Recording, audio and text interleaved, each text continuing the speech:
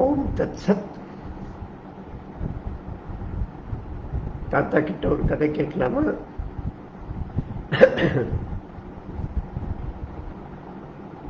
பிராணிகளின் உலகத்திலிருந்து கதைகள்.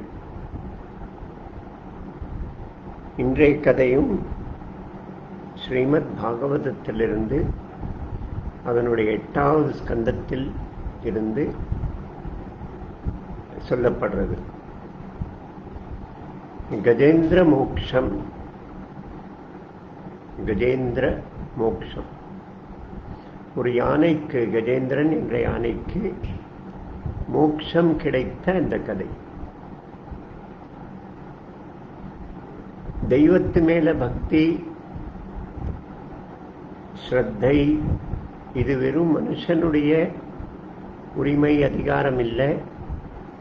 மிருகங்கள் கூட அதில் ஈடுபட்டிருக்கு, சகஜமாக ஈடுபட முடியும் என்பதை விளக்கிற ஒரு கதை.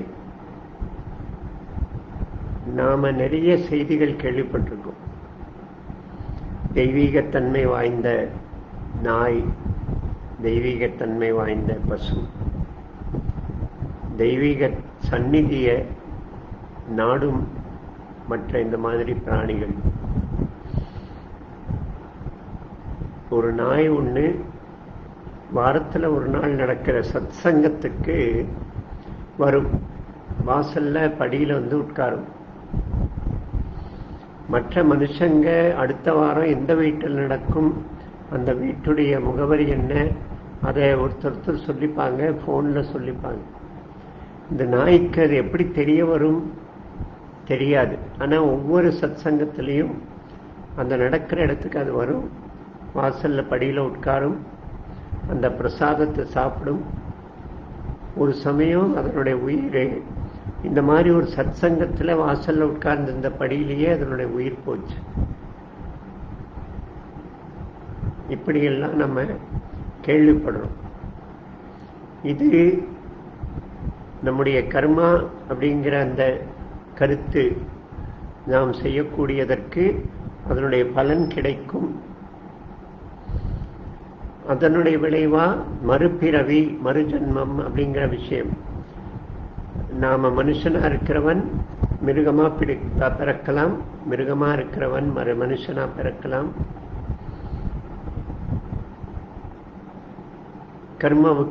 கர்மத்திற்கு தகுந்தா போல.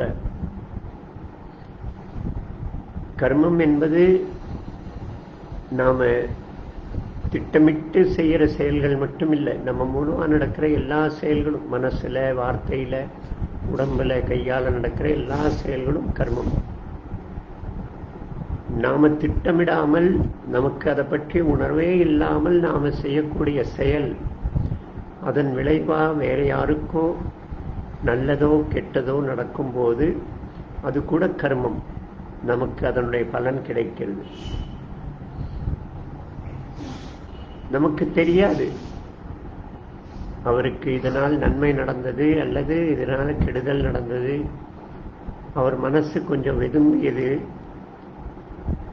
அது நமக்கு வெளியில தெரியவே தெரியாது. ஆனாலும் அதனுடைய பலன் நமக்கு கிடைக்கும்.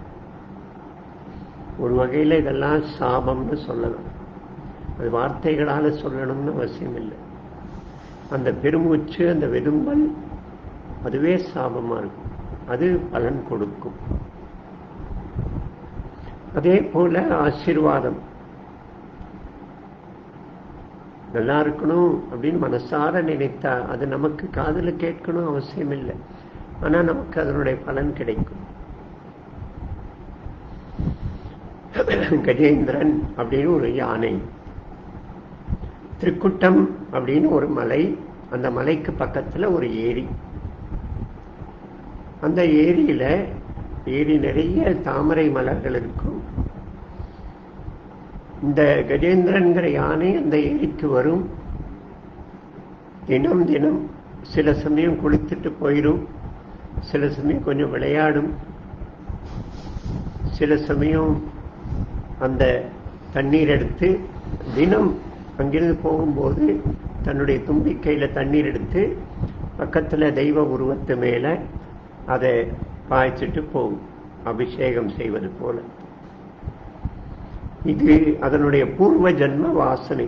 அது முன்னாள் ஜன்மத்தில் இந்திரத்யும்னன் அப்படின்னு ஒரு ராஜாவா இருந்தான். நல்ல தர்மத்தோடு நெறியோடு நடத்திய ராஜ்யம், நீதி நெறியோடு நல்லவன், நியாயங்களுக்கு உட்பட்டு தன்னுடைய ராஜ்யத்தை நடத்தினான். ஆனாலும் கூட ஒரு செயல் அவர மூலமா நடக்கிறது. அவர் கொஞ்சம் அதிகமா பேசுவார். பேச்சு அதிகமாக அதிகமாக சிந்தனை குறையும். அதனால அவருக்கு ஒரு ஆச்சாரியன் பேச்சை குறைத்துக்கொள், மௌன விரதம் இருன்னு சொல்றாரு. தினம் சாயங்காலம் 1/2 மணி நேரம் தன்னுடைய புஷ்பவனத்தில் உட்கார்ந்து அமைதியா உட்கார்ந்து மௌனவரத்தில் இருப்பான். அந்த நேரத்தில் கடவுளை நினைத்துக் கொள்வான். அந்த சமயத்தில் ஒரு நாள் ஒரு ரிஷி ஒருத்தர் அந்த வழியா வர்றாரு. அவர் ராஜாவை பார்த்து மரியாதை செலுத்துறார். ராஜா வார்த்தைகள்ல பதில் சொல்லாம தலையை மட்டும் அப்படி மேலையும் கீழே ஆற்றார். அடுத்து ரிஷி ஏதோ சில கேள்விகள் கேட்கிறார். தலையை மட்டும் ஆற்றார் ராஜா. ரிஷிக்கு உடனே கோபம் வருது. சட்டுன்னு கோபம் வருது. இந்த தலையாற்றக்கூடிய நீ தலையாட்டக்கூடிய யானையாக பிறப்பாய் அப்படின்னு சாபம் கொடுக்கிற. ஒரு க்ஷண நேரம்தான் அந்த கோபம், க்ஷண நேரம்தான் இருக்கும். நன்மை செய்பவர்கள் தான் இருந்தாலும் அந்த கோபம் பல சமயம் இந்த மாதிரி வார்த்தைகளா வெடித்திடும். அந்த ராஜா கஜேந்திரனா பிறக்கிறான். கஜேந்திரனா இந்த ஏரியில தினசரி தண்ணீர் எடுத்து அந்த தெய்வ விக்கிரகத்துக்கு அதன் மேல பொழிந்து விட்டு செல்வம். ஒரு நாள் அந்த ஏரியில இந்த கஜேந்திரன் தன்னுடைய மனைவிகளோட, குழந்தைகளோட, பந்துக்களோட அந்த ஏரியில இறங்கி எல்லோரும் ஜலக்கிரீடை விளையாடுறாங்க. தண்ணீர்ல ஜலத்தை கைகாலால் அடித்து அடித்து நீந்தி தும்பிக்கையில தண்ணீர் எடுத்து ஒருத்தர் மேல ஊற்றிட்டு ஆனந்தமா இருக்கிறாங்க. அந்த மாதிரி இருக்கும்போது உள்ள இருக்கிற ஒரு கிரகிப்பது, பிடிப்பது, கிராக, அதாவது முதலை. அந்த முதலை இந்த கஜேந்திரனுடைய காலை பிடித்தது. கஜேந்திரன் பெரிய சக்தி வாய்ந்தவன், பெரிய பலசாலி. தன்னுடைய சக்தி பற்றி ஒரு மதம் அவருக்கு இருந்தது. அந்த மிதப்போட அந்த காட்டுல உலா வருவான். அதனால இந்த முதலை காலை பிடித்த உடனே முதல்ல அவர் மனசுல வருவது, நான் சக்தி வாய்ந்தவன், இந்த முதலை சின்ன ஒரு பிராணி, அது என்ன செய்யும் அப்படின்னு ஒரு அலட்சிய எண்ணம். அதற்கு பிறகு முதலை மெதுவா அதனுடைய பிடி இருக இருக வலி வேதனை அதிகமாகும் போது இந்த கஜேந்திரன் அதோட போராட ஆரம்பிக்கிறான். காலை விடுவிக்க முயற்சி செய்கிறார். தன்னுடைய பலத்தெல்லாம் உபயோகப்படுத்தி முதலையுடைய பிடியிலிருந்து வெளிவர முயற்சி பண்றான். முடியல. பல நாட்கள் இந்த போராட்டம் நடக்கிறது முதலைக்கும் கஜேந்திரனுக்கும். விடுவிக்க முடியல அப்படின்னும் போது தன்னுடைய மனைவிகளை, குழந்தைகள் எல்லாம், பந்துக்கள் எல்லாம் கூப்பிடுறான் உதவிக்கு. அவர்கள்லாம் இவரை அப்படி இழுத்து கரைக்கு கொண்டு போயிடலான்னு நினைக்கிறார். அவர்களுடைய முயற்சியும் பல நாள் நடக்கிறது. பிறகு அவர்களால் முடியல அப்படின்னு உடனே அவங்க எல்லோருமே அதுல இருந்து விலகி வெளியில போயிடுறாங்க. இந்த கிராக அப்படின்னு சொல்ற முதலை அது காலம், மரணம், இந்த ஏரி, இந்த படைப்பு கடவுள், இந்த உலகம் ரொம்ப கவர்ச்சிகரமா இருக்கு. இந்த கஜேந்திரன் ஜீவன், அந்த ஜீவன் இந்த ஏரியில வந்து உலகத்து கவர்ச்சியில மயங்கி கிடக்கு, ஆனந்தமா இருக்கு, உறவுகளோட இருக்கு. அப்போ மரண காலம் வருது. மரணம் காலில் முதல்ல வருது, காலை பீடிக்கிறது. நமக்கெல்லாம் மரணம் கிட்ட வருது, வந்துட்டு இருக்கு அப்படிங்கிற அறிகுறி காலில் ஆரம்பிக்கும். காலு வலி எடுப்பது, கணுக்கால் வலி, முழங்கால் வலி, உட்கார முடியல, நடக்க முடியல, மாடி ஏற முடியல, அப்படியே ஆயிரக்கணக்கான பேரை பார்க்கிறோம். முதல்ல நாம அலட்சியப்படுத்துறோம், என்ன ஒன்றும் செய்யாது, நான் வலிமையானவன் அப்படின்னு எல்லாம் அலட்சியப்படுத்தும். அப்புறம் அந்த மரணத்தோட, காலை பிடித்திருக்கிற மரணத்தோட போராட ஆரம்பிக்கிறோம். அந்த பத்தி இந்த பத்தி அப்படின்னு நிறைய போராட்டம், யோகாசனம், பிராணாயாமம் அப்படி எல்லாம். அடுத்தது உறவுக்காரங்கள் எல்லாம் கூப்பிடுறோம். அவர்கள் போய் ஆஸ்பத்திரி அழைச்சுன்னு போய் ஐசியூல போட்டு ஆம்புலன்ஸை வரவழைச்சு அவர்களும் நிறைய முயற்சி எல்லாம் செய்யறாங்க. ஆனா இதெல்லாம் மீறி கடைசியில முடியாது, காப்பாற்ற முடியாது, முதலையிலிருந்து அந்த காலத்திலிருந்து விடுவிக்க முடியாது, அந்த காலம் வந்துவிட்டது அப்படின்ன உடனே உறவுக்காரர்கள் எல்லாம் விலகிடுறாங்க. அப்பா உடம்பு சரியில்லைன்னு அமெரிக்காலேருந்து வந்த மகன் 1 மாசம் ஆச்சு, 40 நாள் ஆச்சு, அப்பா உடம்பு உயிர் போகல, உடம்பு மோசமா இருக்கு. அப்போ மெதுவா முணுமுணுக்க ஆரம்பிக்கிறான், எனக்கு லீவு முடிய போறது, நான் திரும்பி போகிறேன் அப்படின்னு. அந்த மாதிரி உறவுக்காரங்கள்லாம் விலகி போக ஆரம்பிக்கிறாங்க. அந்த நிலையில தான் இந்த கஜேந்திரன் இருக்கான். இப்போ அவருக்கு உதவிக்கான எல்லா வாசலும் மூடி போச்சு. இந்த தண்ணீருக்குள்ள, முதலைக்கு உலகமே தண்ணீர் தான், அதனுடைய வீடு. அதனால அதுக்கு பலமா இருக்கு தண்ணீருக்குள்ள. யானைக்கு வீடு பூமி, அது தண்ணீர் இல்லை. அதனால யானைக்கு பூமி மேல நிறைய பலம் இருந்தாலும் தண்ணிக்குள்ள அது வலிமை இழந்து இருக்கு. இந்த முதலை யானையை இழுத்து இழுத்து இழுத்து அடியாழத்துக்கு அழைச்சுன்னு போக முயற்சி பண்றது. யானை மெதுவா தண்ணீர்ல முழுக ஆரம்பிக்கிறது. அதனுடைய தும்பிக்கை மட்டும் வெளியில தெரிகிற நிலையில கடைசி க்ஷணம் எல்லா முயற்சிகளும் வீணான பிறகு இனி வேற எந்த வழியும் இல்லை அப்படிங்கும் போது அது பரமாத்மனை, பகவானை, மகாவிஷ்ணுவை நினைக்கிறது. அச்சுதா பரந்தாமா அப்படின்னு ஒரு தாமரைப்பூ எடுத்து பறித்து அப்படி ஆகாயத்துல அவருடைய பேரை சொல்லிட்டே தூக்கி எறியது. அதே க்ஷணம் கருட வாகனத்துல அந்த மகாவிஷ்ணு அந்த இடத்துக்கு வரார். தன்னுடைய சக்கராயுதத்தினால முதலையுடைய வாயை பிளந்து, முதலை உயிரிழக்கிறது, யானையை காப்பாத்துறாரு. ஆனா யானையோட உயிர் போடுறது, அதுக்கு மோட்சம் கொடுத்து வைகுண்ட லோகத்துக்கு அழைச்சின்னு போகுது. வைகுண்ட லோகத்துக்கு போன யானை அங்கே முதலையும் இருப்பதை பார்த்து ஆச்சரியப்படுறது.